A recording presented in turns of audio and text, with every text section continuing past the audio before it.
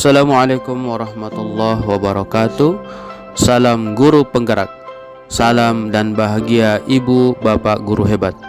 Perkenalkan, saya Basruddin, CGP Angkatan 8 SDIT Insan Madani, Kota Palopo. Pada kesempatan kali ini, izinkan saya akan berbagi aksi nyata modul 14 yang telah saya lakukan tentang diseminasi budaya positif dengan tema menumbuhkan budaya positif di lingkungan sekolah. Salam guru penggerak, tergerak, bergerak, dan menggerakkan.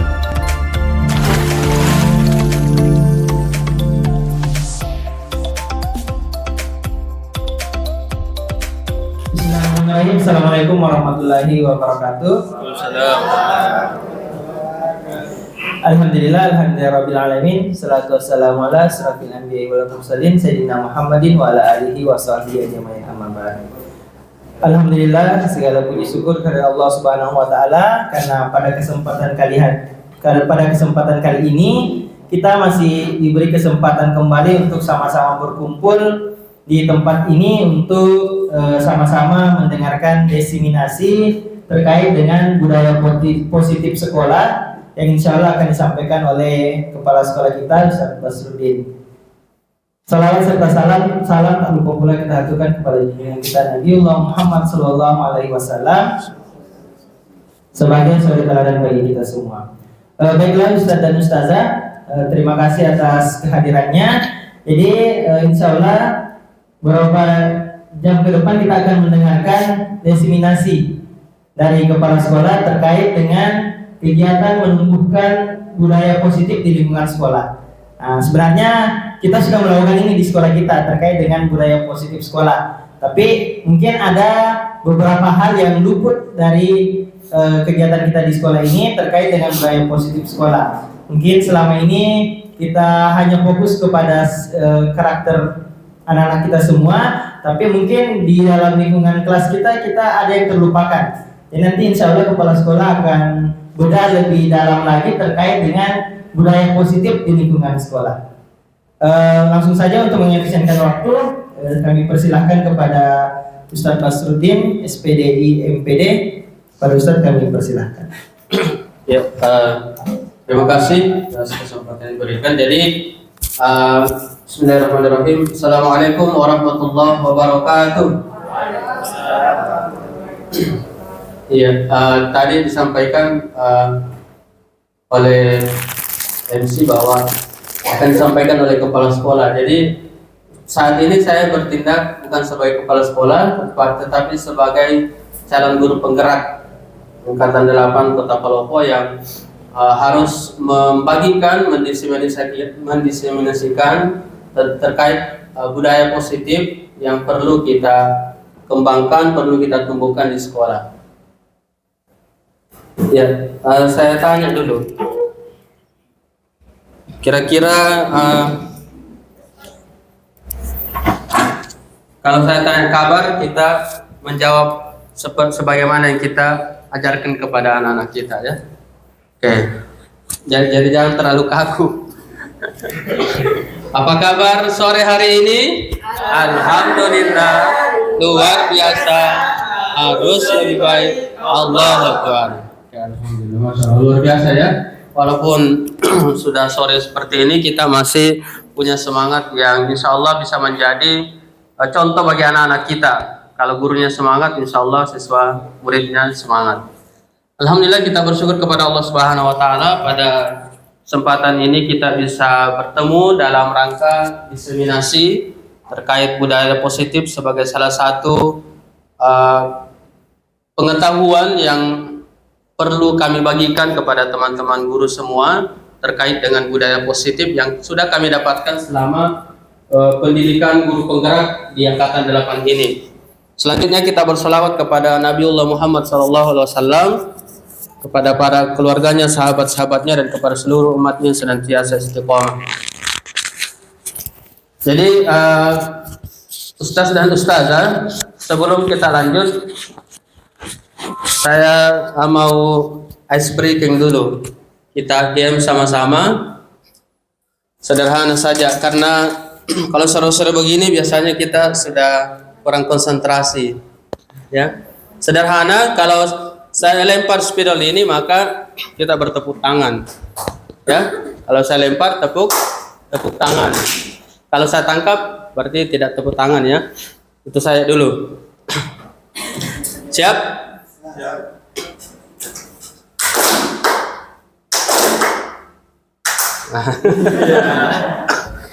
Memang terbukti kalau sudah sore biasanya konsentrasi kita sudah mulai buyar. Jadi saya ulangi sekali lagi supaya kita masuk ke materi sudah konsentrasi. Sudah, ternyata masih ada, ya. Masya Allah. Jadi saya kira sudah tinggal satu, ya. Insya Allah tinggal satu. Jadi kita bisa lanjutkan materi kita pada kesempatan ini. Kira-kira kalau saya mengatakan budaya positif, ada yang bisa berikan pendapat apa itu budaya positif? Menurut di pikiran kita, apa yang kita dapatkan informasi selama ini, budaya positif itu apa kira-kira menurut tak? Ada yang mau berpendapat? Silahkan. Ustaz Nur Hadi, silahkan. Terima kasih Ustaz atas kesempatannya. Terima kasih Ustaz atas kesempatannya. Jadi kalau menurut saya terkait budaya positif itu adalah kebiasaan-kebiasaan baik yang telah membudaya, artinya sudah sering dilakukan. Mungkin bisa Ustaz. Oh, iya. Jadi terima kasih. Jadi kebiasaan-kebiasaan positif yang sudah biasa dilakukan dan itu menjadi budaya. Dari Ustaz Rizal, silakan. Budaya positif itu budaya yang maju, memberikan manfaat yang banyak. Budaya yang maju yang memberikan banyak manfaat. Dari perwakilan ustazahnya ada mungkin ingin mengeluarkan pendapat terkait budaya positif. Apa yang kita pahami tentang budaya positif yang ada di kepala kita selama ini? Di sini kan ada budaya sekolah, budaya positif. Silakan, ada yang mau berpendapat? Oke, sudah diwakili, ya, oleh ustaznya. Oke, salam dan bahagia. Ini adalah salam dan bahagia, ciri khas salam dari calon guru penggerak. Jadi biasanya kalau kita itu salam dan bahagia. Ini kenapa kemudian selalu disabkan salam dan bahagia? Ini tujuannya untuk supaya keselamatan dan kebahagiaan itu selalu menyertai kita, begitupun dengan murid-murid kita, insyaallah, ya. Jadi senantiasa menyertai kita. Dan ini adalah tujuan dari filosofi pendidikan Ki Hajar Dewantara. Itu adalah filosofi pendidikan Ki Hajar Dewantara, membawa murid menjadi selamat dan bahagia, memperoleh kebahagiaan yang setinggi-tingginya baik sebagai individu maupun sebagai anggota masyarakat. Apa sih yang akan kita pelajari dari budaya positif ini? Yang pertama, kita akan mengetahui atau memahami konsep budaya positif yang di dalamnya terdapat beberapa hal, diantaranya ada perubahan paradigma, stimulus respon dan teori kontrol, kemudian perilaku manusia, motivasi internal dan eksternal, keyakinan kelas, hukuman dan penghargaan, 5 kebutuhan dasar manusia, dan 5 posisi kontrol guru dan segitiga restitusi. Jadi itu yang akan kita paham. Mudah-mudahan dengan waktu yang ada, insya Allah kita bisa pahami. Kemudian kita bisa menerapkan bagaimana strategi sehingga kita bisa menerapkan disiplin positif yang kemudian bisa memerdekakan murid untuk menciptakan ekosistem sekolah yang aman dan berpihak pada anak. Jadi sebagaimana yang kita pahami bahwa kalau kita biasa buka PMM, di situ dikatakan bahwa tujuan pembelajaran itu berpusat kepada murid. Semuanya itu kita tujukan kepada murid. Jadi mau bagaimanapun yang kita lakukan, metodenya seperti apa, bagaimana strategi kita, itu semua ujung-ujungnya untuk murid. Itu adalah tujuan pendidikan yang sebenarnya. Kemudian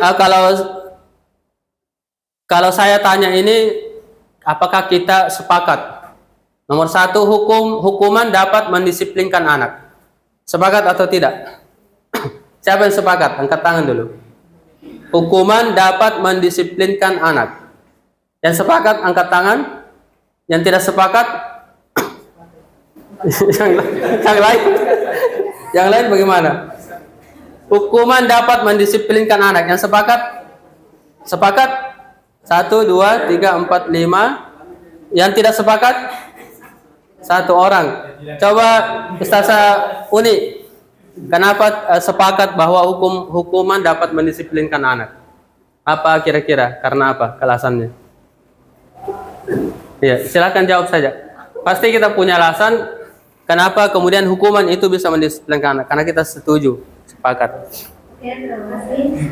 Kenapa memberikan hukuman itu dapat mendisiplinkan anak? Karena selain hukumannya itu berkaitan dengan apa yang dilakukan, seperti misalkan ada hal yang dilakukan, kemudian memberikan hukuman sehingga anak itu jerah dengan hukuman tersebut, sehingga anak itu tidak melakukannya lagi. Oke. Baik, terima kasih. Yang tidak sepakat tadi, saya syukur. Di sini Ustaz. Maju ke depan. Tidak ambil ke kamera.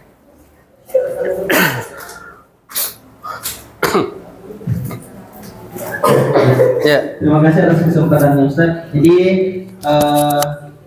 hukuman dapat mendisiplinkan anak. Kalau menurut saya kurang tepat Ustaz. Karena pada dasarnya ketika anak-anak itu melakukan suatu dikasih hukuman, bisa jadi itu hanya berlaku kepada orang yang melakukan hukuman itu. Artinya anak ini berubah bukan karena keinginannya sendiri, tapi takut dengan hukuman. Sehingga yang timbul itu adalah bukan dari dalam dirinya, tapi pengaruh dari luar. Artinya dia belum sadar bahwa yang dia lakukan ini adalah suatu kesalahan, sehingga dia yang timbul hanya rasa takut pada orang itu saja. Ketika orang itu tidak ada yang terjadi, ya seperti itu lagi. Kalau balik lagi. Oke, baik. Oke, terima kasih. Jadi tadi sudah kita dengarkan 2 pendapat, ada yang tidak sepakat dan ada yang sepakat. Nanti kita lihat selanjutnya apakah siapakah sebenarnya yang seharusnya, apa yang harusnya kita lakukan, apakah kita harus mengikuti ini atau tidak. Kemudian pemberian hukuman dengan hal positif seperti membaca atau membersihkan halaman sekolah dapat meningkatkan disiplin anak. Bagaimana, sepakat atau tidak? Pemberian hukuman dengan hal positif seperti membaca atau membersihkan halaman sekolah atau membersihkan WC dapat meningkatkan disiplin anak. Dan sepakat siapa? Sepakat? Tidak sepakat? Sepakat? Ada yang sepakat? Jangan malu-malu bilang sepakat atau tidak. Sepakat? Tidak sepakat? Siapa yang tidak sepakat? Tidak sepakat. Oke, nanti kita lihat ya. Kemudian memberi penghargaan dapat meningkatkan motivasi belajar anak. Siapa yang sepakat? Sepakat? Yang tidak sepakat? Siapa yang tidak sepakat? Sepakat semua ya? Oke. Jadi nanti kita akan paham sendiri, oh ternyata sebenarnya ini. Ya, tidak usah saya kasih tahu di awal karena nanti selesai pelatihan tak kalau dikasih tahu bagi sekarang. Jadi insya Allah ini beberapa hal yang akan kami sampaikan kepada teman-teman semua tentang konsep budaya positif. Jadi insya Allah 7 hal ini mulai dari perubahan paradigma belajar, disiplin positif, motivasi perilaku manusia, kebutuhan dasar manusia, posisi kontrol, restitusi, keyakinan kelas, dan segitiga restitusi itu akan kita bahas hari ini dan mudah-mudahan insya Allah bisa dipahami ke depannya dan bisa kita terapkan. Pertama, sebelum kita istirahat, coba kita berpasangan dulu. Berpasangan dulu, kemudian salah satunya, oh itu sudah belakang saya. Salah satunya menjadi orang A dan salah satunya menjadi orang B. Ada yang bertindak menjadi A dan ada yang bertindak menjadi B. A itu kemudian menyobek secari kertas kecil saja. Siapa tentukan ke siapa A siapa B. Nah, jadi orang A itu menyobek kertas kecil kemudian digenggam Terserah mau di tangan kanannya atau di tangan kirinya. Sudah? Tapi sebelum digenggam, tulis hal paling berharga menurut kita. Hal yang paling berharga di dunia ini menurut kita. Hal yang paling berharga di dunia ini menurut kita. Tulis di situ. Satu saja. Apa yang paling berharga? Tulis satu, kecil saja kertasnya. Misalnya apa, terserah. Misalnya uang atau misalnya kesehatan, apa terserah kita. Hal yang paling berharga dalam dunia ini menurut kita. Oke, sudah ya. Kalau sudah ditulis, genggam orang A menggenggam. Kemudian teman Anda yang B genggam ya, genggam Teman Anda B akan mencoba dengan sekuat tenaga dengan berbagai cara, itu akan meminta Anda memberikan benda tersebut, membuka kepalan tangan Anda dengan cara apa saja, mau dibujuk, mau diancam, mau dihardik, mau dirayu-rayu, mau disuap, boleh. Yang penting supaya teman tak bisa buka. Ya, silakan 1, 2, 3. Silakan berusaha. Mau dipaksa terserah. Mau dipaksa, mau disakiti terserah.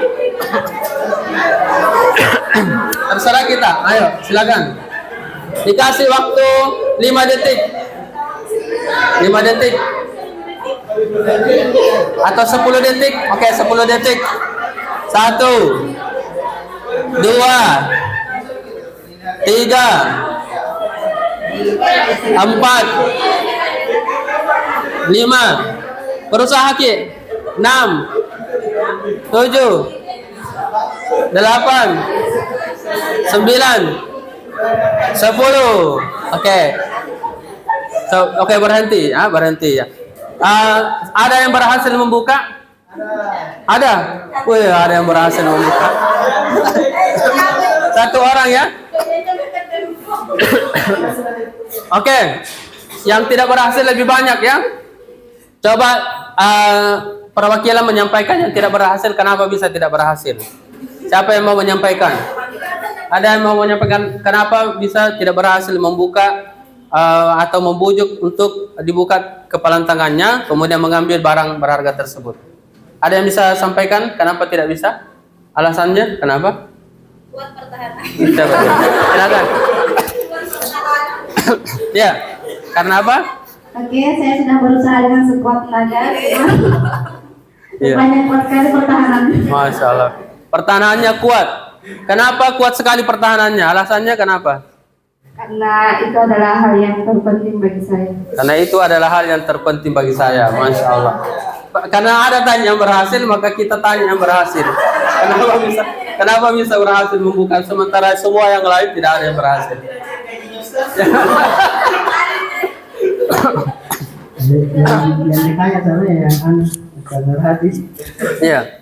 Bagaimana cara kenapa bisa terbuka? Saya yang datang. Tahu? Coba yang menggenggam tangan, coba. Kenapa bisa berhasil dibuka oleh temannya? Bagaimana caranya sehingga bisa dikasih begitu saja? Oke, yang saya genggam tadi itu sesuatu yang berharga menurut saya, kesehatan. Tetapi tadi diancam sama Hector tembak dan ternyata diancam ya. Ternyata diancam ya. Oke. Iya. Jadi diancam dengan sesuatu hal yang membahayakan dirinya, sehingga dia rela menyerahkan sesuatu yang berharga tersebut. Jadi tadi ada yang berhasil dibuka dan ada yang lebih banyak yang tidak berhasil dibuka. Alasannya yang berhasil dibuka karena diancam, kemudian yang tidak berhasil karena ingin mempertahankan sesuatu yang berharga dalam kehidupannya, seperti itu. Jadi itu menandakan bahwasanya posisi kontrol itu kemudian sebenarnya siapa yang memiliki. Di sini ada beberapa teori. Yang pertama, stimulus respon. Jadi Kalau stimulus respon itu kita mencoba mengubah orang agar berpandangan sama dengan kita. Jadi mungkin ada yang membujuk tadi, merayu dan seterusnya. Ternyata teori kontrol pilihan itu mengatakan bahwa kita seharusnya berusaha memahami pandangan orang lain tentang dunia. Jadi apa yang menjadi anggapan kita ternyata tidak seperti itu. Jadi kita maunya dia membuka kepalan tangannya kemudian menyerahkan, tapi kalau kita melihat pandangan teman kita, dia mempertahankan seperti itu. Kemudian perilaku buruk dilihat sebagai suatu kesalahan, itu namanya stimulus respon.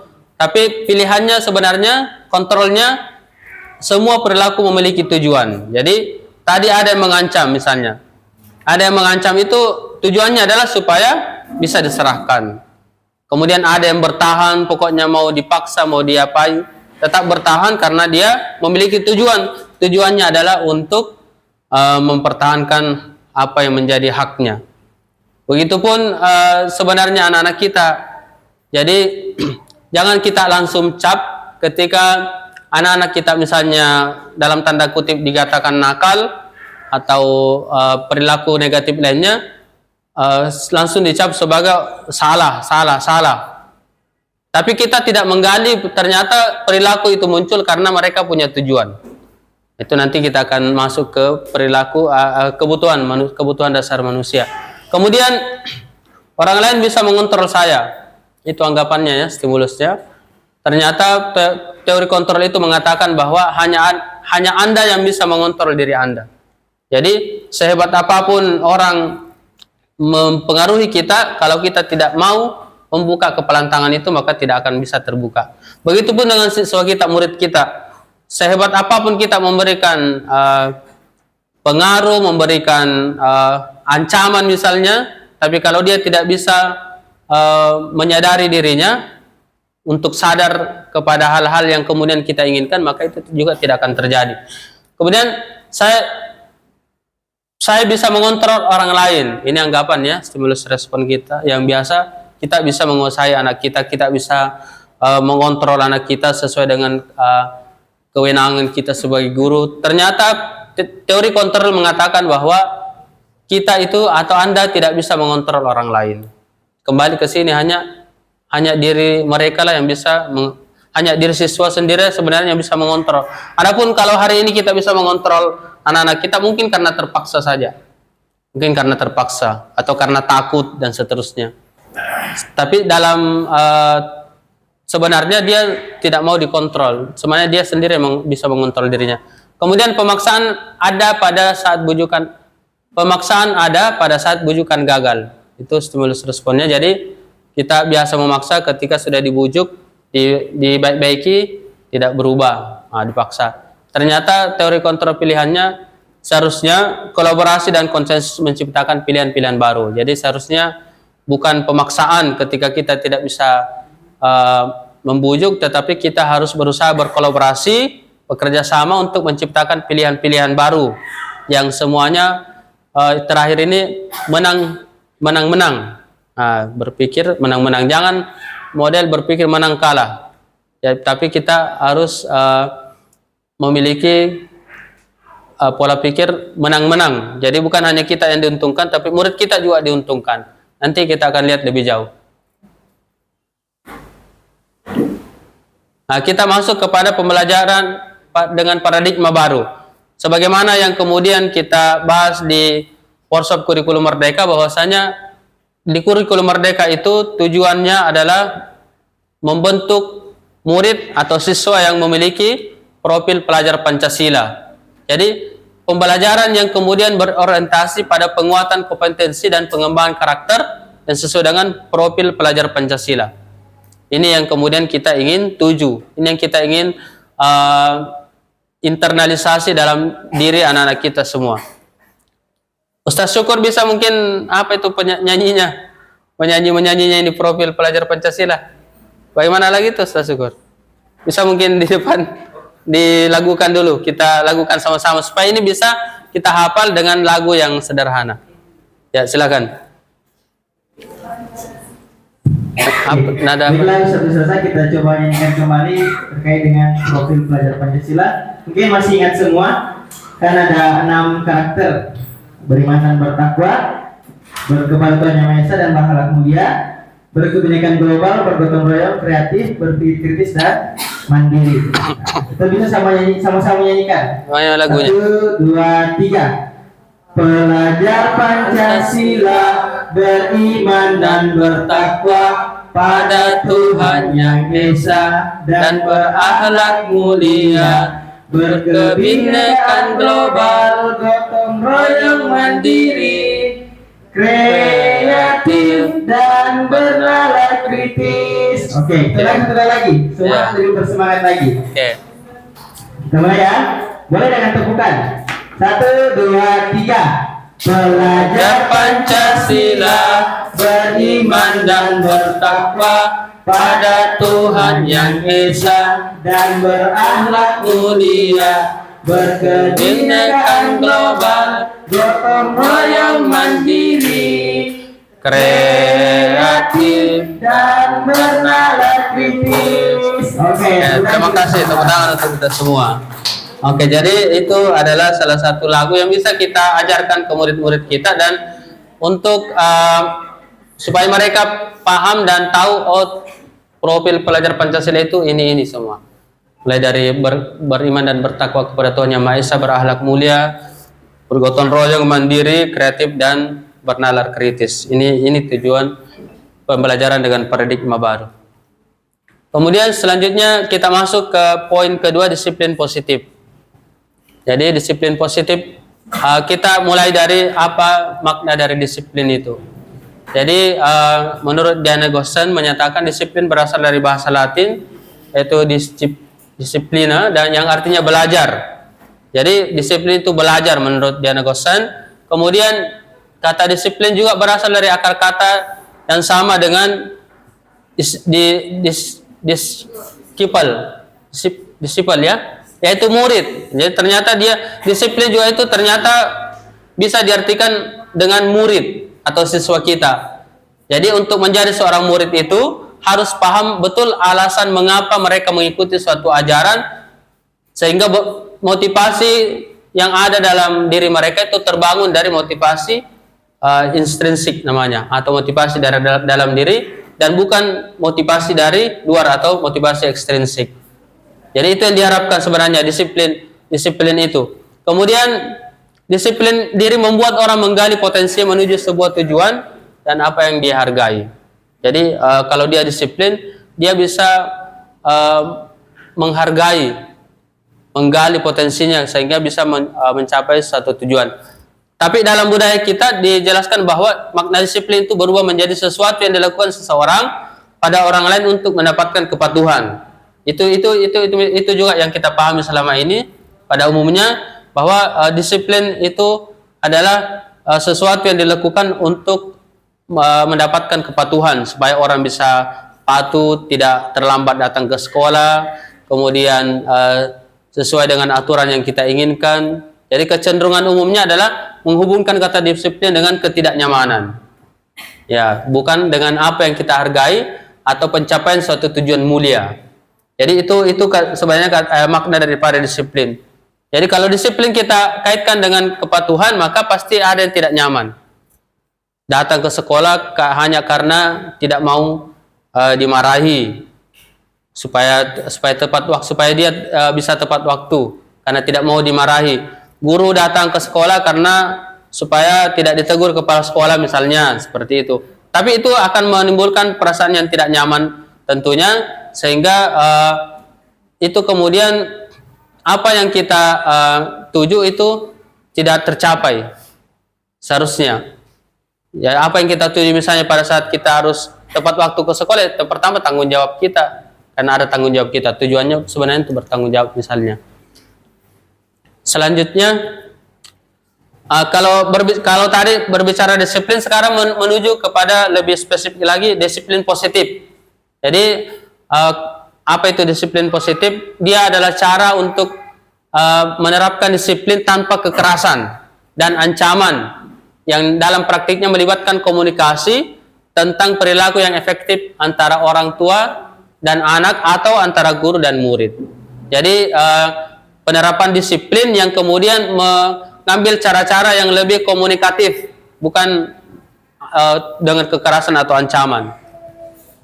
Dalam penerapan disiplin positif ini, anak diajarkan untuk memahami konsekuensi dari perilaku mereka. Selain itu, disiplin positif juga mengajarkan anak tanggung jawab serta rasa hormat dan dalam berinteraksi dengan lingkungannya. Jadi penerapan disiplin positif ini kita mengajarkan kepada anak-anak kenapa dia harus seperti ini dan apa alasannya sehingga dia harus seperti ini.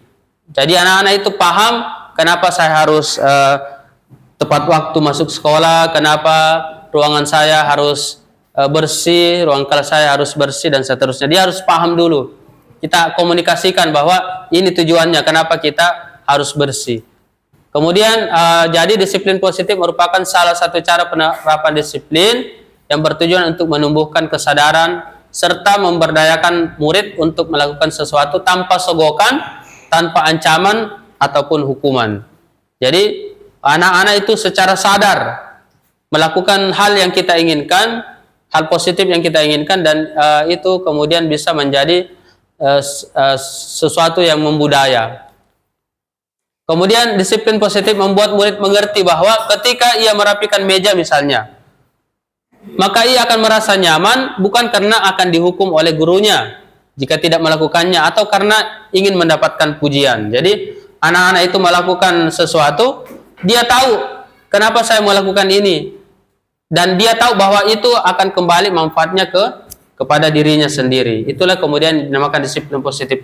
Kita mengatur anak, memberikan satu instruksi kepada anak itu untuk dirinya sendiri sebenarnya, ingin mengembalikan manfaatnya kepada dirinya, sehingga dia tahu, oh saya melakukan ini karena ini untuk diri saya sendiri, bermanfaat juga untuk diri saya.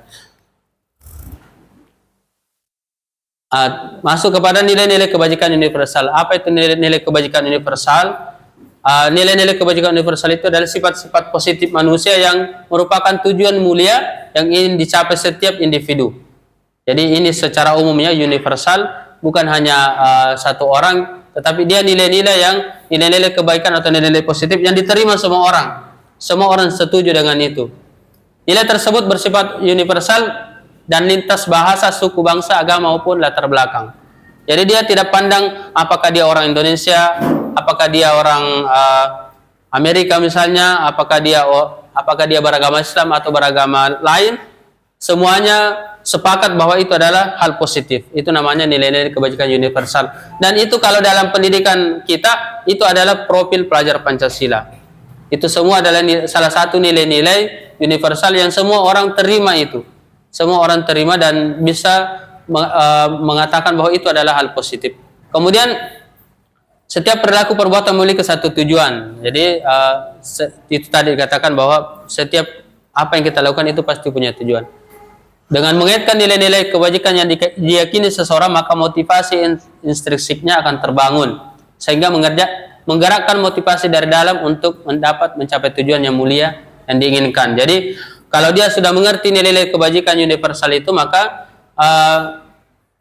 cenderung mereka akan berusaha mencapai itu, karena itu adalah nilai baik. Semua orang terima, apalagi murid kita yang sudah paham dengan nilai-nilai kebajikan itu sendiri. Sekarang kita masuk kepada teori motivasi perilaku manusia. Jadi ada oleh Diana Gossan itu membagi tiga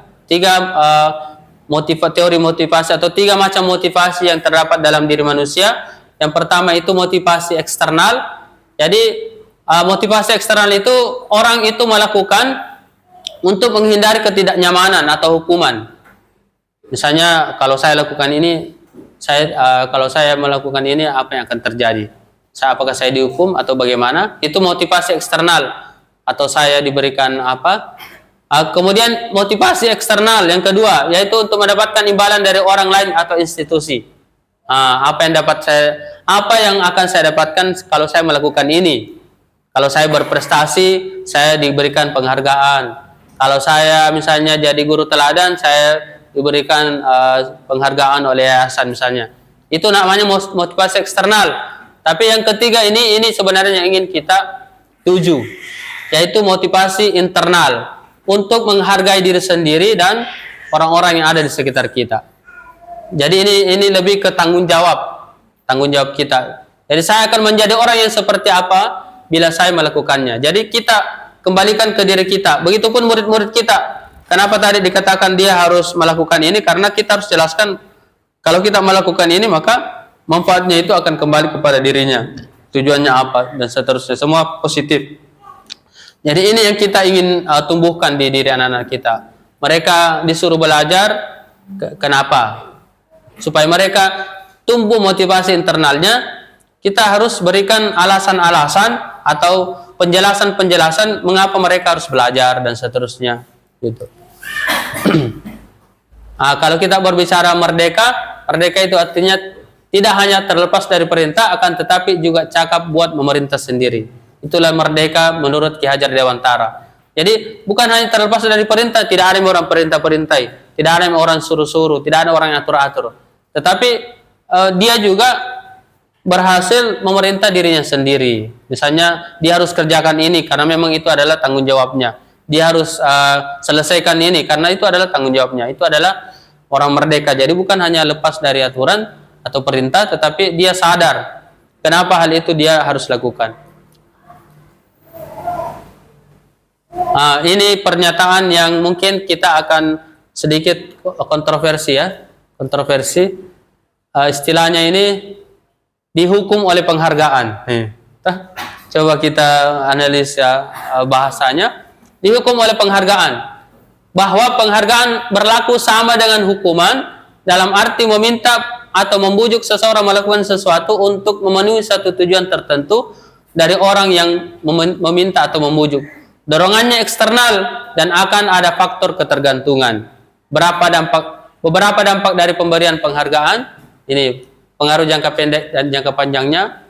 Penghargaan akan menghukumnya. Penghargaan mengurangi ketepatan. Penghargaan tidak efektif. Penghargaan merusak hubungan. Coba kita analisis. Jadi itu akan berpengaruh apakah dia jangka pendek atau jangka panjang. Bisa saja. Karena kan kalau kita misalnya sudah berhenti memberikan penghargaan, maka mungkin saja dia akan juga berhenti melakukan apa yang kita inginkan. Jadi seperti itu. Kemudian yang lain misalnya merusak hubungan, penghargaan merusak hubungan. Bisa saja karena kita menghargai murid kita, selalu menghargai, tiba-tiba satu saat kita tidak lagi memberikan penghargaan, maka dia mungkin akan membenci kita. Ini ustazah dulu sering dikasih begini, dikasih penghargaan. Kenapa sekarang tidak nih? Itu bisa saja merusak hubungan kita karena penghargaan. Jadi penghargaan itu boleh, pada prinsipnya boleh, tapi harus bijak memberikan penghargaan. Tidak boleh serta-merta tanpa ada pertimbangan. Ini teori Al-Fiqhon mengenai penghargaan. Ini penghargaan efektif jika kita menginginkan seseorang melakukan sesuatu yang kita inginkan dalam jangka waktu pendek. Kalau jangka waktu pendek itu bisa efektif, itu cocok dikasih penghargaan. Tapi kalau perilaku yang kita inginkan itu harus berjalan lama, maka itu tidak efektif. Karena apakah kita mampu memberikan terus penghargaan sampai pokoknya misalnya begini, misalnya dia harus setiap hari harus tepat waktu datang ke sekolah, dikasih misalnya kue tepat waktu. Misalnya kita kasih kue setiap hari sepanjang tahun mulai dari kelas 1 sampai kelas 6. Saya kira itu akan tidak efektif. Jika kita menggunakan penghargaan lagi dan lagi, maka orang tersebut akan bergantung pada penghargaan yang diberikan, serta kehilangan motivasi dari dalam. Ini yang dibilang kalau kita tidak efektif memberikan penghargaan, maka apa yang kita inginkan tadi, motivasi intrinsik dari dalam itu tidak akan tercapai. Karena kenapa dia melakukan sesuatu? Karena dikasih penghargaan. Penghargaan menghukum mereka dalam tanda kutip, mereka yang tidak mendapatkan penghargaan. Jadi orang yang dikasih penghargaan, ada temannya itu terus yang dikasih penghargaan, saya tidak pernah, cemburu lagi. Jadi misalnya dalam sistem ranking dicontohkannya, mereka mendapatkan ranking kedua akan merasa paling dihukum karena tidak mendapatkan ranking 1 dan apalagi yang dibawa-bawanya lagi. Kalau yang ranking terakhir biasanya tidak ada masalah dia. Jadi seperti itu ya. Jadi alhamdulillah di sekolah kita tidak ada lagi rankingnya. Memberikan penghargaan dan hukuman adalah hal yang sama, karena keduanya mencoba mengendalikan perilaku seseorang. Jadi kalau jangka pendek boleh kita berlakukan, ya, atau yang kita ajarkan biasanya penghargaan itu secara tiba-tiba. Misalnya perilaku anak kita, misalnya bagus perilakunya, kita berterima kasih, memuji, itu penghargaan yang tidak berlebihan. Bentuk program kebijakan atau apresiasi. Jadi ini adalah cara menggunakan penghargaan dalam bentuk apresiasi. Nah, ini yang bisa dilakukan sebenarnya. Jadi kalau kita mau memberikan penghargaan atau pengakuan, sebenarnya bukan penghargaannya, namanya apresiasi, pengakuan. Kalau penghargaan itu lebih kepada fisik begitu, barang. Apresiasi, pengakuan. Ya, tapi ini catatannya, beri pengakuan secara khusus, beri pengakuan secara pribadi, beri pengakuan kepada semua murid bergantian tentunya. Jadi kita cari apa, jangan hanya satu yang diberikan pengakuan atau apresiasi, tapi cari kelebihan masing-masing anak kita. Jadi sehingga mereka juga punya jatah apresiasi masing-masing, bukan hanya 9 orang dari 10 orang atau 5 dari 10. Semuanya harus punya waktu atau hak untuk mendapatkan pengakuan dari kita. Ini adalah kebutuhan dasar manusia, ya, pengakuan. Kemudian beri pengakuan secara konsisten. Maksudnya kalau hal itu kemudian berlangsung lagi, kita kemudian apresiasi. Kemudian fokus pada proses. Jadi fokus pada proses, jangan fokus pada apa yang dihasilkan, ya. Seperti itu. Jadi kalau prosesnya kemudian dia sudah berusaha, itu kita berikan penghargaan, apresiasi di situ. Misalnya kita mengadakan proyek, situ proyeknya dia sudah berusaha, itu sudah menjadi satu kesempatan untuk kita memberikan pengakuan kepada mereka. Jangan nanti hasilnya dinilai baru dipuji. Itu akan menyebabkan apresiasi kita tidak efektif. Contoh pengakuan atau apresiasi kebajikan. Misalnya ini pembukanya. Kemarin saya perhatikan pada saat menolong murid baru di kelas kita. Jadi kemarin saya perhatikan misalnya sambung misalnya membantu adik kelasnya dan seterusnya. Jadi ini kita bisa kemarin saya perhatikan, ini kita bisa tambahkan kalimatnya, rasa empati besar sekali karena situasinya pada saat dia menolong murid baru. Kemudian saya menghargai kepedulianmu pada saat kamu membantu teman-temanmu di tugas kelompok. Terima kasih untuk rasa tanggung jawabmu pada saat kamu memungut kertas-kertas yang berserakan di lantai. Jadi ini adalah pengakuan terkait dengan hal-hal positif yang mereka lakukan. Oke, kira-kira dari slide ini coba kita identifikasi apakah dia hukuman atau konsekuensi. Kalau misalnya mencatat 100 kali dalam buku kalimat saya tidak akan terlambat lagi karena terlambat ke sekolah. Hukuman atau konsekuensi? Hukuman. Ini biasa saya dengar ini. Kau lari mengelilingi lapangan basket 2 kali karena terlambat hadir di sekolah. Hukuman atau konsekuensi? Hukuman. Murid diminta untuk push up 15 kali karena tidak menggunakan masker ke sekolah. Hukuman. Oke, jadi paham ya. Menggantikan kertas tugas teman yang telah dicoret-coret. Konsekuensi. Oke, jadi sudah mengerti ya mana hukuman dan mana konsekuensi. Nanti kita lihat kenapa hukuman, kenapa konsekuensi. Membersihkan tumpahan air di meja tulis karena tersenggol pada saat belajar. Konsekuensi. Oke. Murid disuruh untuk mengenakan sepatu seharian di sekolah karena tidak mengenakan sepatu hitam. Hukuman atau konsekuensi? Murid disuruh untuk mengenakan sepatu seharian di sekolah karena tidak mengenakan sepatu hitam. Hukuman atau konsekuensi? Sudah mulai goyah. Lari mengelilingi lapangan basket 2 kali karena terlambat 10 menit untuk pelajaran PJOK. Hukuman atau konsekuensi? Oke, coba kita lihat jawaban kita tadi, bandingkan. Ini ternyata ini adalah hukuman. Ini hukuman karena gara-gara tidak pakai sepatu hitam harus pakai sepatu sepanjang hari. Apa namanya? Tidak enak ini, tidak enak. Tidak mengenakan. Kalau ini kan tadi mengganti kertas kan, ya memang dia harus mengganti kertas karena dia telah mencoret-coret kertas temannya. Membersihkan tumpahan air di meja tulis karena dia yang menumpahkan. Kalau ini, satu hari yang disuruh pakai sepatu terus. Hukuman. ini harusnya hukuman. Hukuman atau konsekuensi? Karena PJOK ya, karena PJOK. Seandainya kayak ini tadi, ini bukan PJOK. Karena ini memang pelajaran PJOK, maka dia tetap lari karena temannya sudah mungkin pemanasan juga. Oke, jadi dia konsekuensi. Jadi ini tadi yang ada yang salah ya. Kalau dari atas ini benar semua. Oke, selama ini bagaimana? Konsekuensi. Oke, jadi perbedaan. Mari kita lihat apa sih perbedaannya hukuman dan konsekuensi. Kalau hukuman itu sesuatu yang menyakitkan dan harus terjadi. Kalau konsekuensinya sesuatu harus terjadi karena memang itu yang dia yang kemudian harus bertanggung jawab. Kemudian hukuman itu membuat anak sakit dalam bentuk fisik maupun hati untuk jangka waktu lama. Kalau konsekuensi itu membuat anak merasa tidak nyaman dalam jangka waktu pendek. Jadi dia tadi disuruh bersihkan air yang ditumpahkan, dilap airnya karena memang dia yang menumpahkan dan itu tidak nyaman juga, tapi hanya sebentar. Setelah itu tidak ada lagi. Tapi kalau disuruh tidak nyambung, itu biasanya mereka sakit hati. Anak membenci kedisiplinan. Kalau hukuman, anak membenci kedisiplinan.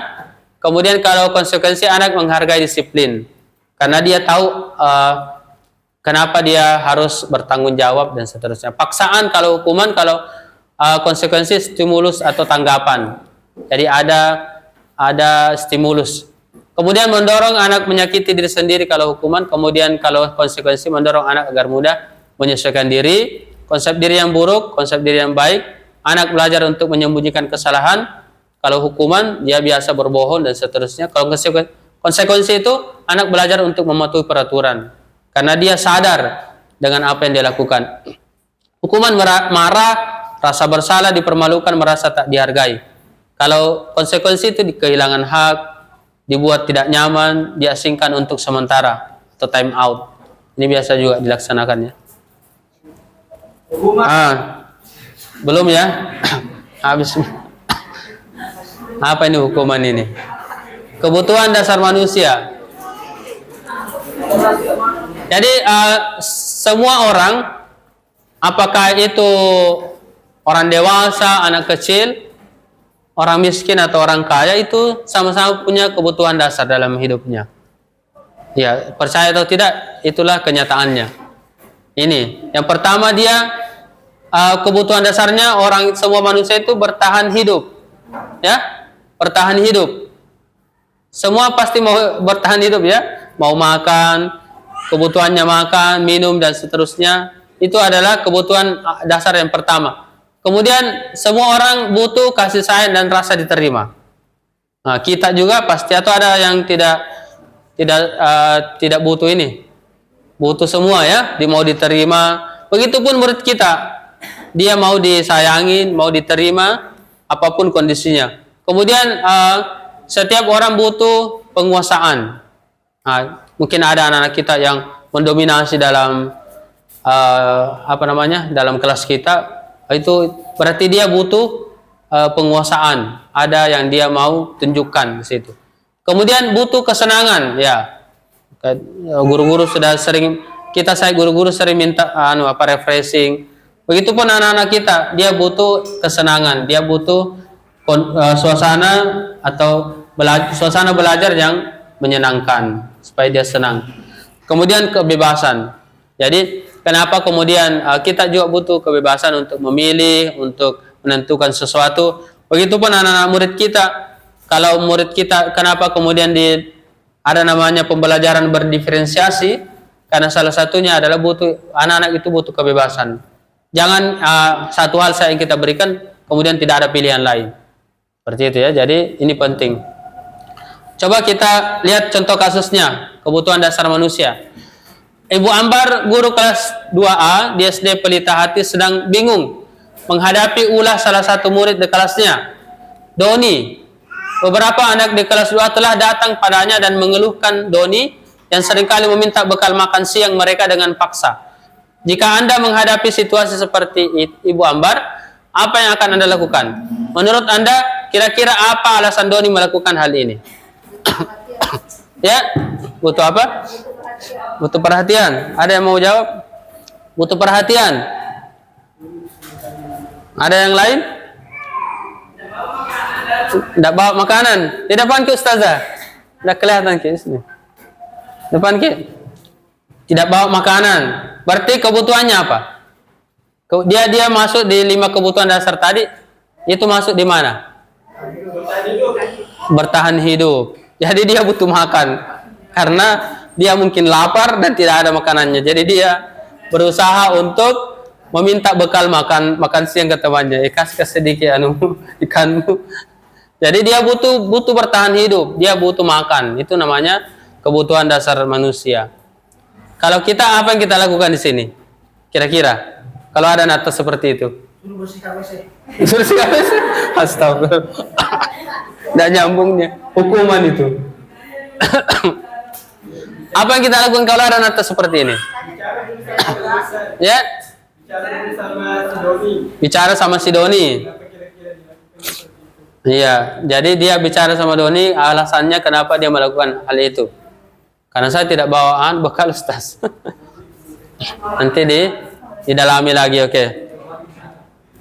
Selanjutnya yang contoh kasus 2. Dinda, seorang anak kelas 3 SD. Begitu tiba di rumah sepulang dari sekolah, menangis dan mengadu pada ibunya bahwa dia benci pada Ibu Rani, gurunya. Menurut Anda, kebutuhan apa yang berusaha dipenuhi oleh Dinda? Jika jawabannya seperti ini, bila Anda berada dalam posisi Ibu Rani dan mendengar informasi dari ibunya Dinda tentang perasaan Dinda hari itu, apa yang akan Anda lakukan pada Dinda besok ketika Dinda masuk sekolah agar kebutuhan Dinda terpenuhi? Coba, siapa yang mau jawab ini? Apa yang akan kita lakukan? Apa kebutuhannya? Ya, perhatian, kasih sayang, merasa diterima.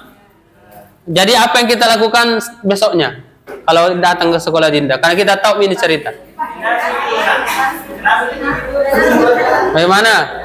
Coba, Ustazah Tami, apa yang kita lakukan sebagai ibu guru Rani? Tak ada Rani.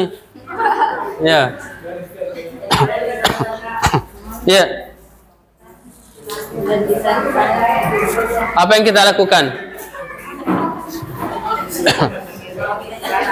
Kalau kita jadi ibu guru, besoknya datang kasihan, ternyata tidak suka gurunya, menangis. Saya sebagai Ibu Rani setelah mendapatkan informasi dari ibunya tentang keluhan anaknya, maka saya akan menyuruh untuk kenapa dia seperti itu, kenapa dia menangis dan seperti itu. Kemudian setelah itu tindak selanjutnya adalah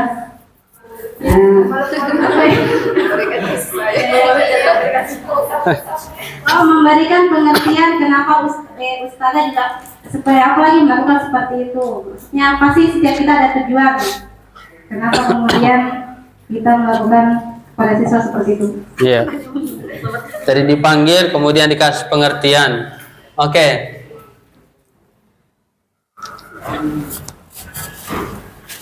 Ya, jadi tadi ada di kasus jawaban Dinda itu, ibu guru bilang aku tidak boleh bersenandung sewaktu mengerjakan tugas. Katanya kelas harus tenang, tidak ada suara, kan nggak seru jadinya. Itu dia bilang ibu guru tidak menyapa aku hari ini, padahal aku pakai jepit rambut baru. Aku bosan, masa belajarnya cuma gitu-gitu aja. Dengerin ibu guru aja. Aku sebel, gambarku tidak rapi, malah ibu guru nunjukin ke teman-temanku di depan kelas. Jadi kebutuhannya kira-kira yang pertama apa ini? Mau diapain? Apa kebutuhan dasar manusianya di sini? Kebebasan. Kebebasan. Oke, terus yang ini? Ya. Perhatian. Oke, perhatian. Kalau ini? Kebebasan kayaknya. Kebebasan. Kalau ini? Gambarku tidak rapi, malah pamer. Pengakuan apakah? Tidak menghargai. Bari penghargaan. Pengakuan. Oke, coba kita lihat. Berarti ternyata kesenangan di sini. Dia butuh kesenangan. Kan dia menyanyi. Kan dia menyanyi. Iya. Maksudnya kan cocok Mi, tapi kan semua orang melakukan itu karena ada tujuannya. Nah, ini yang kita gali nanti. Gali nanti apakah itu sesuai dengan keyakinan kelas kita? Nanti kita bahas keyakinan kelas. Kemudian yang tadi kasih sayang dan rasa diterima. Oke. Kemudian kebebasan, ya, betul. Kemudian penguasaan. Jadi penguasaan. Karena dia merasa direndahkan di situ. Dia merasa tidak menguasai apa yang disuruhkan guru, yang menggambar tidak rapi dan seterusnya. Sekarang kita masuk ke posisi kontrol. Ternyata dalam kita sebagai manusia itu ada 5 posisi kontrol, yaitu sebagai penghukum, sebagai pembuat merasa bersalah, kemudian sebagai teman, pemantau, dan manajer. Di mana kita di sini? Nanti kita refleksi masing-masing. Jangan bilang-bilang di sini. Oh, saya di sini penghukum. Tidak usah dibilang-bilang ya. Di dalam hati kita saja. Oh, ternyata saya di sini. Coba kita lihat. Bagaimana penghukum itu? Dia itu menghardik, menunjuk-nunjuk, menyakiti, menyindir. Contoh kalimatnya begini. Kalau kamu tidak melakukannya, awas ya, rasakan nanti. Apa hasilnya? Memberontak, menyalahkan orang lain. Bahkan ada anak yang berbohong gara-gara takut dihukum. Kemudian murid akan meletakkan guru di luar dunia berkualitas. Jadi gurunya tidak dianggap. Kemudian apa yang dikatakan murid? Biarkan saja, nanti juga marah-marah lagi. Jadi sudah bosan dia, sudah tahu ya marah-marah terus, nanti marah lagi, begitu lagi. Kemudian apa dampaknya? Murid akan mengulangi kesalahan. Jadi ternyata kalau kita menjadi penghukum, itu tidak ada dampak jangka panjangnya untuk murid.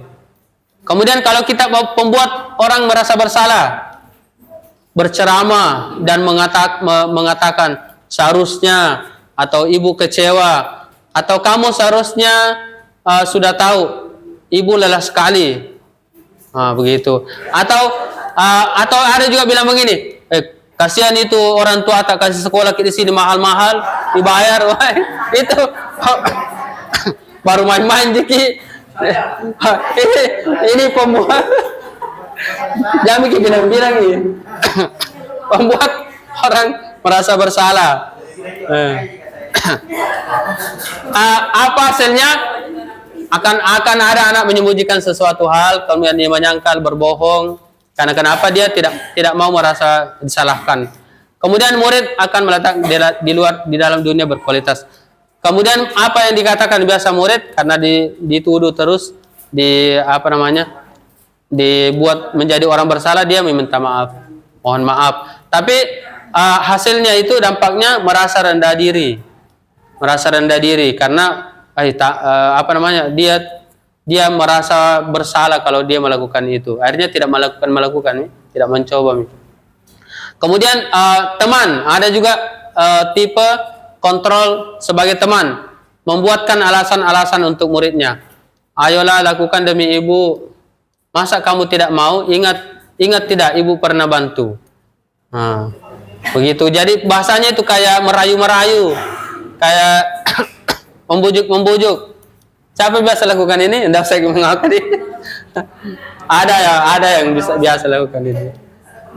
Apalagi contohnya ini, Nanti marah kepala sekolah.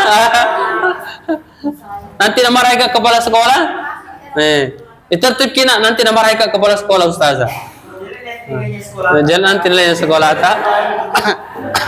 Oh ini yang pembuat rasa bersalah kayak itu. Kalau ini misalnya kita yang dianggap kasihan ke kita, kalau teman. Jadi kita berusaha supaya anak itu kasihan ke kita. Itu. Jadi apa hasilnya dia akan ketergantungan. Karena dia menganggap bahwa kita anu ji ustazah bagi anu ji ustazah na bujuk-bujuk ji ustazah nanti. Jangan mikir lakukan dulu nanti na bujuk ji ustazah. Nah, begitu ketergantungan. Jadi biasanya kecewa juga terakhir. Saya pikir Bapak Ibu itu teman saya, ternyata begitu. Nah, lemah, tidak mandiri, dan tergantung. Itu akan dampaknya pada murid. Kemudian yang posisi yang keempat, pemantau, menghitung dan mengukur. Kalau ada melanggar, bagaimana peraturannya? Kalau tidak pakai topi, bagaimana pelanggaran aturannya? Apa hukumannya? Oh gitu dia. Jadi dia sebagai istilahnya dia yang eksekutor. Oh jadi kalau tidak pakai sepatu atau pakai kaos kaki, hukumannya seperti ini. Jadi dia seperti itu. Jadi dia berdasarkan aturan-aturan. Jadi kalau seperti ini apa dampaknya? Nanti kita lebih lanjut ya. Kemudian dia akan menyesuaikan diri. Hasilnya siswa akan menyelesaikan diri kalau dia diawasi. Kalau tidak ya tidak lagi. Kalau misalnya dihukum, misalnya tidak pakai ini dihukum ya tidak. Dia berusaha lagi, kalau tidak dihukum ya kembali lagi. Kemudian apa dampaknya pada murid? Menitik beratkan pada sanksi atau hadiah untuk dirinya. Jadi dia berbuat karena ada tujuan dari luar, apakah itu sanksi atau hadiah ketika dia melakukan hal tersebut. Kemudian manajer, ini sebenarnya manajer kontrol diri yang harus kita tumbuhkan dalam diri kita. Jadi mengajukan pertanyaan-pertanyaan apa yang kita yakini, bagaimana peraturan sekolah kita misalnya, atau bagaimana keyakinan kelas kita, kesepakatan kelas kita. Apakah yang bisa Anda kerjakan untuk memperbaiki masalah ini? Jadi kita tawarkan. Menguatkan pribadi. Jadi dia hasilnya itu akan menguatkan pribadi anak. Kemudian murid itu hasilnya, dampaknya pada murid, dia akan mengevaluasi diri, bagaimana cara memperbaiki diri. Ini namanya motivasi dari dalam, intrinsik. Dia sendiri yang sadar. Coba kita lihat siapa yang mengatakan ini. Apakah dia pemantau, pemberi rasa bersalah, atau dia teman, atau dia manajer dan seterusnya. Saya kecewa sekali dengan kamu. Apa ini? Pemberi rasa bersalah atau penghukum atau pemantau? Pemberi rasa bersalah. Kamu tidak pernah benar melakukannya. Hah? Apa? Penghukum. Ayo lakukan demi saya ya, teman. Bagaimana kamu bisa menyelesaikan masalah ini? Manajer. Kamu selalu yang paling terakhir. Penghukum. Kamu tidak akan mendapatkan bintang bila tidak menyelesaikan tugas ini ya. Pemantau. Berapa kali sih saya sudah mengatakan kepada kamu? Apa? Pemberi rasa bersalah. Nanti kita lihat ya. Ingat bukan apa yang telah saya lakukan untuk kamu, teman. Kamu tidak akan pernah berhasil dalam kehidupan ini. Penghukum. Apa rencanamu untuk menyelesaikan ini? Manajer. Coba kita lihat. Oke, pembuat merasa bersalah. Kemudian penghukum, teman, manajer, penghukum, pemantau, pembuat rasa bersalah, teman, penghukum, manajer. Jadi ini adalah contoh-contoh kalimat di mana kita posisikan apakah dia penghukum dan seterusnya. Sekarang keyakinan kelas. Saya kira semuanya sudah mengetahui bahwa dan bahkan sudah ada yang membuat keyakinan kelas atau aturan kelas ya, sudah ada. Oke, mari kita lihat bagaimana keyakinan kelas itu. Jadi, kenapa bukan peraturan kelas? Kenapa namanya keyakinan kelas? Karena Ini misalnya contohnya begini. Kenapa kita memiliki peraturan harus menggunakan helm bila mengendarai kendaraan roda 2? Kenapa? Ini kan peraturan ya. Peraturan. Kemudian mengapa kita memiliki peraturan 3M? Gunakan masker, mencuci tangan, ini pada saat corona. Mengapa kita memiliki peraturan yang harus datang tepat waktu pada saat mengikuti pelatihan? Ini namanya peraturan karena dia tidak mempunyai alasan yang jelas untuk mengatur hal-hal yang diinginkan.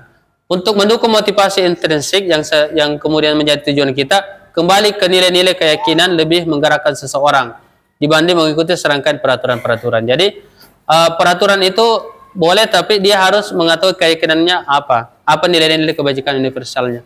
Kemudian keyakinan kelas itu ini mungkin kita sudah buat ya, berupa pertanyaan-pertanyaan universal. Pernyataan keyakinan kelas senantiasa dibuat dalam bentuk positif. Tidak boleh ada kata dilarang, tidak boleh. Keyakinan kelas hendaknya tidak terlalu banyak sehingga mudah diingat dan dipahami oleh semua warga kelas. Jadi tidak boleh terlalu banyak. Keyakinan kelas sebaiknya sesuatu yang dapat diterapkan di lingkungan tersebut. Jadi jangan ambil contoh di luar tapi ternyata itu tidak sesuai. Semua warga kelas hendaknya ikut berkontribusi dalam pembuatan keyakinan kelas lewat kegiatan curah pendapat. Jadi itu adalah bagaimana konsep pembentukan keyakinan kelas. Tahapannya ini tahapannya. Mudah-mudahan kita sudah. Siapa yang sudah buat di sini peraturan kelas? Sudah ada? Wali kelas? Sudah ada ya? Oke, sudah ada. Apakah sudah seperti ini? Mempersilahkan murid untuk berpendapat? Sudah? Oke, apa yang menjadi kesepakatan kelas kita? Kemudian mencatat masukan murid di papan tulis, sudah dicatat. Kemudian mengganti kalimat dalam bentuk negatif menjadi positif. Sudah positif? Masih ada dilarang? Dalam ini? Alhamdulillah. Setelah keyakinan kelas selesai dibuat, maka semua warga kelas dipersilakan menyetujui dan menandatangani keyakinan kelas tersebut. Jadi kalau belum positif, kasih positif Ki, baru tanda tangan Ki, supaya itu menjadi bukti bahwa ini sudah disepakati bersama. Nah ini, jadi kita minta pendapat, kemudian kita seleksi satu-satu buat jadi positif, ditempel, apakah dalam bentuk gambar-gambar, ada gambarnya, ada tulisannya, misalnya dan seterusnya kita bisa buat. Oke, coba kita lihat. Selalu kembalikan buku ke tempatnya. Ini keyakinan kelasnya harusnya seperti apa? Selalu kembalikan buku ke tempatnya. Ini kan peraturannya. Kalau dalam bentuk keyakinan kelas, kalimatnya seperti apa atau kata-katanya seperti apa? Selalu kembalikan buku ke tempatnya. Apa kira-kira? Ya? Rapi itu indah. Dilarang mengganggu orang lain. Apa bagusnya di sini? Positifnya keyakinan kelasnya, nilai-nilainya. Dilarang mengganggu orang lain. Saling menghormati. Saling menghormati, oke. Hadir di sekolah 15 menit sebelum pembelajaran dimulai. Disiplin. Dilarang melakukan kekerasan. Saling menyayangi. Dilarang menggunakan narkoba. Apa di sini? Bergantian atau menunggu giliran. Antri. Gunakan masker. Jangan berlari di kelas atau koridor. Nanti jatuh. Kayak main pemilih 100 Ki. Kayak kuis pemilih 100. Coba kita lihat. Ternyata keyakinan kelas itu seperti ini. Jadi kalaupun kita mau buat peraturan, kita harus pahamkan bahwa kenapa peraturan itu dibuat. Misalnya seperti ini. Selalu kembalikan buku ke tempatnya. Keyakinan kelasnya kenapa dia dianggap tanggung jawab? Karena itu tadi, kembalikan buku ke tempatnya kalau sudah dipakai. Itu masuk kepada tanggung jawab. Dia dilarang mengganggu orang lain, menghormati, bagus tadi ya, sudah. Kemudian menghormati orang lain, berkomitmen. Nah, itu kan kalau terlambat hadir rapat, itu kan tidak menghargai orang yang tepat waktu toh. Komitmen tidak ada.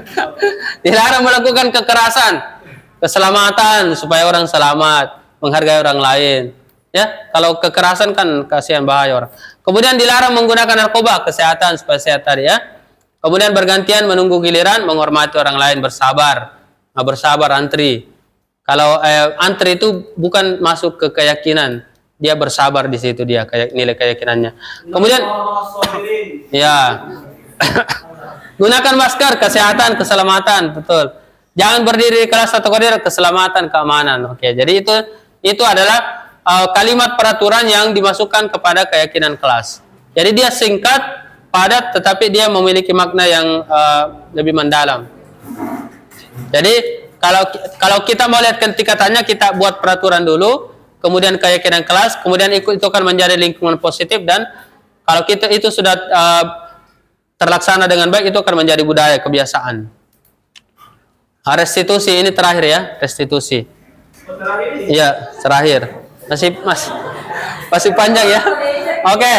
Apa itu restitusi? Coba. Restitusi itu adalah menciptakan kondisi bagi murid untuk memperbaiki kesalahan mereka. Restitusi itu ya. Jadi kita membuat kondisi supaya mereka bisa memperbaiki kesalahan, tidak langsung menjas, sehingga mereka bisa kembali pada kelompok mereka dengan karakter yang lebih kuat. Jadi dia juga merupakan proses kolaboratif yang mengajarkan murid untuk mencari solusi untuk masalah mereka dan membantu murid berpikir tentang orang seperti apa yang mereka ingin menjadi atau tujuannya, dan bagaimana mereka harus memperlakukan orang lain. Jadi itu adalah restitusi. Coba kita lihat ciri-cirinya. Dia bukan untuk menebus kesalahan, namun untuk belajar dari kesalahan, memperbaiki hubungan, memberikan tawaran bukan paksaan, menuntun untuk melihat ke dalam dirinya, itu tadi. Kemudian fokus pada karakter bukan tindakan, kemudian menguatkan dan fokus pada solusi. Itu tadi ya, fokus pada solusi. Jadi jangan masalahnya terus diangkat, tapi ternyata kita tidak membahas solusinya. Cara menjalankan restitusi itu ada namanya segitiga restitusi. Nah, bagaimana cara segitiga restitusi itu? Jadi ini kita menstabilkan identitasnya dulu. Bagaimana caranya? Kita mengatakan setiap orang pasti pernah melakukan kesalahan, ya kan tidak ada orang yang sempurna. Kemudian kamu bukan satu-satunya yang pernah melakukan ini, supaya dia merasa diterima. Oh, dia akan melakukan itu ada tujuannya. Jadi kita harus stabilkan dulu bahwa bukan dia satu-satunya yang melakukan kesalahan itu. Kemudian kita validasi kebutuhannya atau validasi kesalahannya. Adakah cara kamu tentu punya alasan mengapa kamu melakukan itu ya. Kemudian terakhir menanyakan keyakinan, nilai-nilai apa yang telah kita sepakati dalam kelas kita, misalnya tentang tertib dan seterusnya. Kamu ingin menjadi seorang seperti apa? Itu menanyakan keyakinan sesuai dengan apa yang sudah kita sepakati. Jadi itu langkah-langkahnya ya. Nanti kita lihat. Ini contohnya begini, menstabilkan identitas ya, untuk membuat anak merasa gagal karena berbuat salah menjadi positif terhadap dirinya. Ini yang dikatakan guru. Berbuat salah itu hal yang manusiawi. Tidak ada manusia yang sempurna. Bapak Ibu juga pernah berbuat salah. Kita pasti bisa menyelesaikan permasalahan ini. Bapak Ibu tidak tertarik untuk mencari tahu siapa yang benar, siapa yang salah. Bapak Ibu lebih tertarik untuk menyelesaikan masalah. Jadi siswa itu mendengar kita tidak langsung menangis kayak itu hari langsung menangis. Kalau kamu menyalahkan dirimu sendiri terus, apakah kamu bersikap baik pada dirimu sendiri? Itu jadi kita stabilkan dulu emosinya. Kemudian selanjutnya kita validasi kebutuhannya. Kamu bisa saja melakukan hal yang lebih buruk, tapi kamu tidak melakukannya kan? Nah, kamu pasti punya alasan mengapa melakukannya. Ditanya alasannya. Kenapa begini nak? Kenapa kita bisa pukul teman tak nak? Kenapa kita bisa ambil barangnya teman tak? Dan seterusnya. Itu kita validasi apa sih kemudian alasannya yang kemudian dia berbuat hal yang menurut kita tidak sesuai dengan keyakinan kelas. Kemudian kita menanyakan keyakinan. Keyakinan itu yang kita nilai-nilai kebajikan yang kita sepakati. Apakah yang kita percaya di kelas? Apakah nilai yang kita percaya di kelas kita? Atau apakah itu sudah sesuai dengan apa yang menjadi keaturan atau kepercayaan dalam kelas kita? Itu ditanyakan untuk mengembalikan dia bahwasanya kita sebenarnya sudah sepakat dengan ini. Ini contohnya. Contohnya yang saya lakukan. Ini terakhir ya. Ini contoh segitiga restitusi yang saya lakukan pada 2 kasus. Yang pertama anak yang terlambat, kemudian yang kedua anak yang tidak lengkap seragamnya.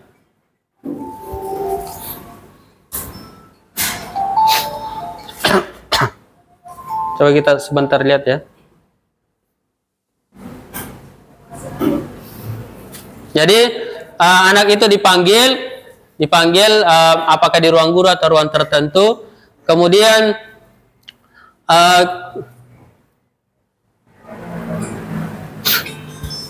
kita tanyakan, jangan langsung ke poinnya ya, jangan langsung ke poin masalahnya, tapi tanyakan kabarnya dulu, apa kondisinya hari itu, kemudian masuk kepada masalahnya. Nah, katanya misalnya, saya dengar dari ustaz siapa misalnya, hari ini Ananda terlambat, pasti mengaku itu. Kan kita baik-baik menanya ini, jangan langsung, sini, kenapa kita lambat nak? Tidak begitu ya. Jadi kita harus bertahap, stabilkan identitasnya dulu, tanyakan, tadi katanya terlambat, ya ustaz, oh iya, semua orang, bukan hanya kita yang terlambat nak, teman-teman yang lain juga pernah terlambat. Nah, seperti itu ya. Jadi ditanyakan dulu seperti itu supaya dia merasa diterima. Walaupun kita ujung-ujungnya akan memberikan konsekuensi yang menurut dia cocok, seperti itu. Ya, jadi ini menstabilkan identitas. Ini kisahnya lucu ya. Tidak usah diceritakan di sini. Ya, jadi menghayal saat mandi katanya. Kalau mandi sering menghayal. Nah, dikasih dulu, diikuti dulu ceritanya. Oh, ada pikir. Kenapa menghayal? Kira-kira datang terlambat ke sekolah itu apakah sudah sesuai dengan aturan atau keyakinan sekolah kita? Ya, harusnya keyakinan sekolah kita seperti apa? Nah, ditanya sesuai ke aturan kelas itu, aturan sekolah tak. Berarti dia kan pasti bilang iya tidak, harusnya kita tepat waktu. Keyakinan atau aturan sekolah kita, kira-kira apa yang harus kita Ananda lakukan untuk bisa menerapkan aturan tepat waktu itu datang ke sekolah? Dia sendiri yang dapat anunya. Padahal kalau kita bisa kita tahu, oh jangan menghayal lah kalau begitu, jangan menghayal kalau mandi ke. Jadi Ananda sudah tahu bahwasanya untuk menerapkan disiplin waktu datang ke sekolah yaitu tidak menghayal saat mandi sehingga tidak terlambat. Gitu ya. Terima kasih, mudah-mudahan Ananda bisa kedepannya bisa mengatur waktu lebih baik lagi sehingga insya Allah bisa datang ke sekolah tepat waktu. Terima kasih. Jadi seperti itu gambarannya ya. Ada dua tadi, ada perempuan nanti satu yang siapa namanya itu Hafiza, itu juga satu karena dia tidak lengkap seragamnya. Kira-kira kalau kita memperlakukan segitiga restitusi ini mempraktekkan dalam kelas kita atau dalam sekolah kita, anak-anak merasa senang atau tidak? Senangnya. Jangan langsung sini nak, kenapa kita terlambat? Terlambat Kak mandi. Kenapa memang terlambat mandi? Melamun Kak, kenapa ada orang melamun mandi? Harusnya cepat langsung jas terus kita ya hakimi istilahnya. Padahal sebenarnya kalau kita mau ajak bicara, dia akan terbuka, tentunya dengan cara yang baik ya, dia akan terbuka. Kemudian bahkan dia sendiri yang kemudian mengetahui solusi apa yang harus dilakukan. Itu punya anak-anak sebenarnya. Padahal kalau kita ingin kan orang dewasa, apa tuh nggak tahu kan ini, tidak tahu nanti. Jambi diajak berdiskusi langsung dikasih ini kau lakukan. Padahal sebenarnya anak kita itu kalau kita berikan pancingan-pancingan, kita ajak berdiskusi, mereka sendiri yang akan berpikir, oh ternyata saya harusnya seperti ini. Besoknya saya tanya itu siapa namanya? Rafif, siapakah? Tadif. Nah terlambat tadi lagi, tidak mistas, tidak melamun bahkan saat mandi. Jadi dia tahu sendiri dan dia sadar, oh ternyata saya terlambat karena saya melamun saat mandi. Kenapa dia sadar? Karena kita kuatkan lagi, oh ternyata kita sudah tanya apa solusi dari Ananda sehingga bisa tepat waktu ke sekolah. Dia tahu masalahnya karena saya melamun saat mandi, harusnya saya tidak melamun supaya saya cepat selesai mandi dan bisa segera berangkat ke sekolah. Jadi seperti itu ustaz-ustazah terkait dengan berbagi budaya positif atau disiplin positif di sekolah kita. Mudah-mudahan bisa kita pahami dan sedikit demi sedikit kita bisa lakukan atau terapkan dalam sekolah kita. Dan insya Allah anak-anak kalau kita perlakukan seperti itu akan bahagia pasti. Jadi kita saja bayangkan itu sudah bahagia. Dan saya lihat anak itu awalnya menangis, tapi setelah dikasih begini tidak ada. Dipanggil lagi kedua kalinya tidak ada lagi rasa kayak takut. Pertama itu sampai menangis itu masuk. Kenapa menangis nak? Ustaz disuruh kak menghadap kepala sekolah, terlambat kak. Jadi takut-takut. Pada saat dipanggil kedua karena masih ada proses yang harus dilanjutkan, dia sudah tidak takut artinya dia enjoy. Dan itu yang kita inginkan sebenarnya. Jadi mudah-mudahan minimal kalau yang lain tadi itu kita tidak bisa lakukan, minimal ini yang kita lakukan dalam menghadapi masalah anak-anak kita. Karena semua anak-anak kita itu ada tujuannya, ada alasannya mereka melakukan itu. Terima kasih atas perhatiannya. Mohon maaf kalau salah. Kalau ada yang mau didiskusikan silakan. Kalau tidak ada kita tutup. Saya kembalikan kepada moderator. Assalamualaikum warahmatullahi wabarakatuh. Alhamdulillah tadi kita sudah mendengarkan materi terkait dengan budaya positif di lingkungan sekolah yang disampaikan oleh Ustaz Basruddin selaku.